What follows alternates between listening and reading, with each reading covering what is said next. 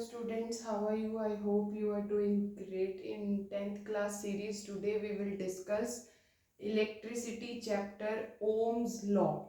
In previous video we had already discussed about the electric current, electric circuit, क्या basic है, ammeter क्या है, voltmeter क्या है, how we can connect ammeter and voltmeter into the circuit. पूरा complete basic of electricity and electric current. Do visit previous video for that. Today we will discuss Ohm's law. Most important topic for your board exams और बार बार question आता है Ohm's law actual में है क्या.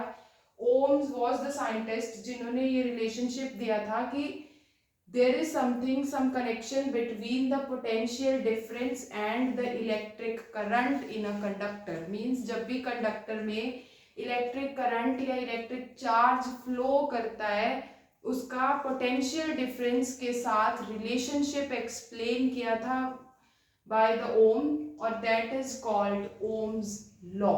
Generally, it gives a relationship between the potential difference. Do visit previous video कि potential difference है क्या और potential difference में हम कैसे उसको denotion देते हैं by V.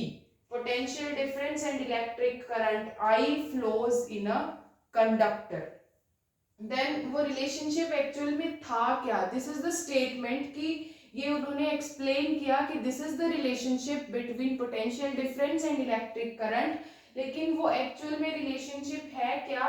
Potential difference V is directly proportional to the current I flowing in a conductor. Means जब भी एक कंडक्टर में करंट फ्लो करता है that value of current I is directly proportional to the value of potential difference.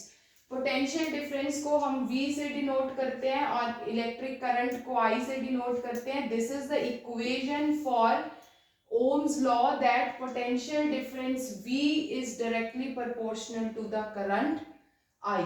और ये आपको पता है कि जब भी प्रोपोर्शनैलिटी का साइन हटाते हैं for equal to then we need a constant.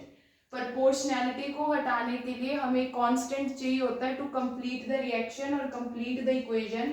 तो इस प्रोपोर्शनैलिटी साइन को हटा के we need a constant. That constant is R. हमने जो कांस्टेंट यूज किया उसको हमने बोला R.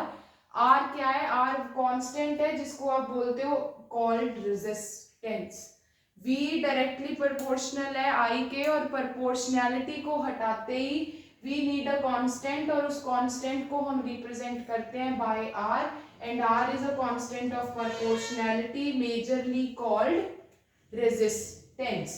और resistance actual में है क्या? resistance means क्या होता है? अगर आप English word meaning भी find करें तो resistance means किसी चीज को resist करना means उसको रोकना. तो resistance conductor की वो property है जो करंट को फ्लो करने से रेजिस्ट करती है. Means it is the property of the conductor to resist the flow of the current in a conductor. मतलब जो करंट को स्मूथली फ्लो नहीं होने देती है, चार्ज को स्मूथली फ्लो नहीं होने देती है, that property is called resistance. Resistance means to resist the flow of the charge और the current across the conductor. Then this equation or this relationship between potential difference and current I is represented as by graph potential difference V and electric current I. Y axis पे हम हमेशा V लेते हैं that is potential difference and x axis पे we just denote current I. And this graph should be straight line. Straight line means what? Straight line means it is directly proportional. जब भी potential difference increase करेगा वैसे वैसे current भी increase करेगा और जैसे जैसे current increase करेगा value of potential difference keeps on increasing like this. If current is increasing, potential difference also increases. Means potential difference and current is directly proportional.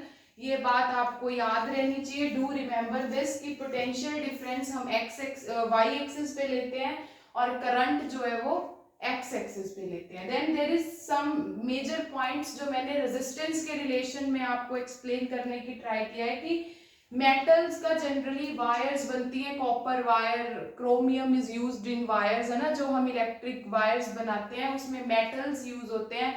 ऐसा क्यों है कि इंसुलेटर्स में करंट फ्लो नहीं करता है और मेटल्स में या कंडक्टर्स में जो करंट है वो इजीली फ्लो करता है. उन सब पॉइंट्स के बेसिस में we just need the explanation of resistance. की रेजिस्टेंस वो प्रॉपर्टी है जो करंट को फ्लो नहीं होने देती है.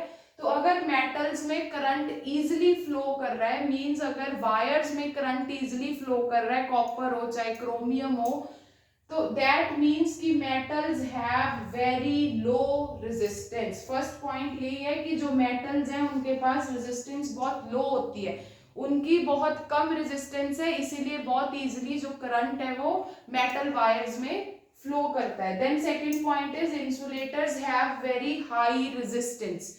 इंसुलेटर्स में जो रेजिस्टेंस है वो ज्यादा होता है, मींस बहुत हाई रेजिस्टेंस है, current will not able to flow. This is the only reason कि insulators are insulators means insulators में जो करंट है वो फ्लो नहीं करता है. देन इन प्रीवियस वीडियो हमने एमीटर और वोल्ट मीटर के कुछ कैरेक्टरिस्टिक्स पढ़े थे कि एमीटर करंट मेजरमेंट का एक इंस्ट्रूमेंट है और volt meter potential difference measurement का एक इंस्ट्रूमेंट है.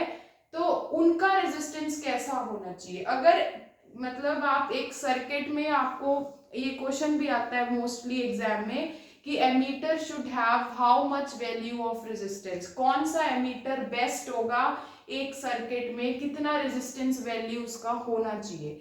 तो एमीटर ने करंट को मेजर करना है. इट मींस कि उसका जो रेजिस्टेंस है या तो बहुत नेग्लिजिबल या फिर जीरो. मतलब बेस्ट एमीटर वही होता है जिसका रेजिस्टेंस वैल्यू जीरो होता है, मींस उसमें कोई रेजिस्टेंस नहीं है, बहुत इजीली स्मूथ फ्लो करंट को वो मेजर करता है. Second is volt meter. Volt meter हम ऑलवेज पैरेलल लगाते हैं to the resistor in a circuit. अगर वो पैरेलल हमने मेजर किया या पैरेलल उसको कनेक्ट किया रेजिस्टर के, तो रेजिस्टर की जितनी ज्यादा वैल्यू होगी उतना ही वोल्ट मीटर पोटेंशियल डिफरेंस को मेजर करेगा. इट मींस जितना हाई रेजिस्टेंस होगा उतना high voltage volt meter measure करेगा. तो volt meter should have high resistance value and ammeter should have low resistance value.